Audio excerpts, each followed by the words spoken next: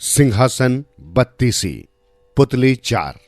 एक बार फिर सभी तैयारियां पूरी होने पर शुभ मुहूर्त में राजा भोज ने जैसे ही उस सिंहासन पर बैठने के लिए कदम बढ़ाया, तभी चौथी पुतली ने राजा भोज को विक्रमादित्य से संबंधित एक कहानी सुनाई और पूछा, यदि आपके अंदर ऐसी प्रतिभा, ऐसे गुण हैं, तभी आप इस सिंहासन पर बैठ सकते हैं।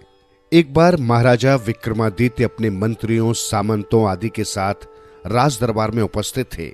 तभी एक ब्राह्मण उनके दरबार में आकर उनकी जय जयकार करने लगा। ब्राह्मण को अभिवादन किया, उसे आदर सहित आसन प्रदान करके उसके आने का प्रयोजन पूछा। ब्राह्मण ने कहा, हे राजन, कुछ दिवस पूर्व की बात है। देवराज इंद्र के दरबार में सभी देवताओं की सभा हो रही थी। वहां बातों ही बातों में बहस छिड़ गई कि समुद्र देव के अतिरिक्त कोई भी देवता सूर्य देव की तेज किरणों के समक्ष नहीं ठहर सकता। इस बात का समर्थन करते हुए स्वयं सूर्य देव ने कहा, जब हम अस्ताचल की ओर गमन कर रहे होते हैं, तब समुद्र देव एक खंभ के रूप में आकर हमारा अभिवादन करते हैं। इस प्रकार थोड़े समय के लिए हम दोनों का मिलन होता है। बहुत देर से चुप बैठे हुए देवेंद्र मुस्कुराकर बोले, सूर्यदेव, मैं आपकी बात से सहमत नहीं हूं।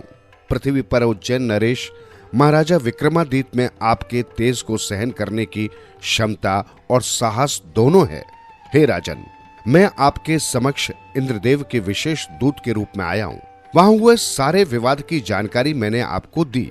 अब मैं आपको इंद्रदेव का वो संदेश सुनाता हूं जो मेरे यहां आने का मुख्य प्रयोजन है। उनका संदेश है, क्या आप उनके विश्वास का मान रखते हुए सूर्य देव से साक्षात्कार करेंगे? कुछ देर तक गंभीरता पूर्वक विचार करने के पश्चात विक्रमादित्य ने कहा, हे विप्रवर, अपने प्रति इंद्रदेव के विश्वास और आस्था को मैं ठेस नहीं पहुंचने दूंगा। मैं शीघ्र ही सूर्यदेव के दर्शनों का सौभाग्य प्राप्त करने जाऊंगा। महाराज के आदेश पर दोनों वेतारों ने उन्हें रात होने से पहले ही मानसरोवर के हरे भरे क्षेत्र में पहुंचा दिया। सवेरा होते ही महाराज मानसरोवर के किनारे पर जा पहुंचे और उसके बीचों बीच एकटक देखने लगे। जैसे ही उषा की झिलमिल तरंगों ने अपने कर्तव्य दिखाने आरंभ किए, जल के बीच से एक दिव्य खंभ निकलता हुआ दिखाई देने लगा। उसे देखते ही राजा जल में छलांग लगाकर तैरते हुए उस खंभ पर जा पहुंचे और खंभ के साथ साथ वे भी ऊपर उठने लगे। सूर्यदेव की तेज किरणों का प्रभाव विक्रमादित्य के शरीर पर स्पष्ट नजर आ रहा था। अपने झुलसते हुए शरीर की परवाह न करते हुए उन्होंने अपनी प्रतिज्ञा को अधिक महत्व दिया और दृढ़ता से डटे रहे। परिणाम स्वरूप उनका शरीर भस्म में परिवर्तित हो गया, जिसका श्रेय सूर्यदेव की प्रचंड किरणों को मिला। दोपहर के समय जब सूर्यदेव का रथ आकाश को छू रहे खंभ के निकट से गुजरा, तो सूर्यदेव की दृष्टि उस पर पड़ी। मानव भस्म पर गई, जिसे देखकर उनका हृदय द्रवीभूत हो उठा और उन्होंने सारथी से रथ रोकने के लिए कहा।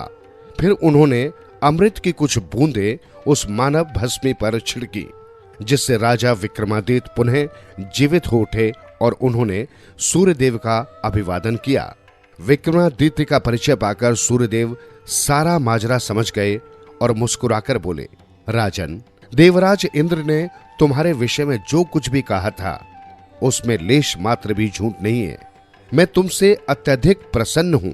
ये कहते हुए उन्होंने अपने दिव्य कुंडल उतारकर आशीर्वाद स्वरूप विक्रमादित्य को दिए और बोले, राजन, ये दिव्य कुंडल तुम्हारे द्वारा प्रकट किए गए किसी भी मनोरथ को तत्काल पूरा करेंगे। सूर्यदेव से कुंडल लेकर राजा ने उन्हें साष्टांग प्रणाम किया। उन्हें यशस्वी होने का आशीर्वाद देकर सूर्यदेव ने सारथी को रथ आगे बढ़ाने की आज्ञा दी। उनका रथ आगे बढ़ते ही खंभ स्वतः ही नीचे आने लगा। सूर्यास्त से पूर्व ही खंभ जल की सतह में समा गया और विक्रमादित्य तैरकर मानसरोवर के किनारे पर आ गए।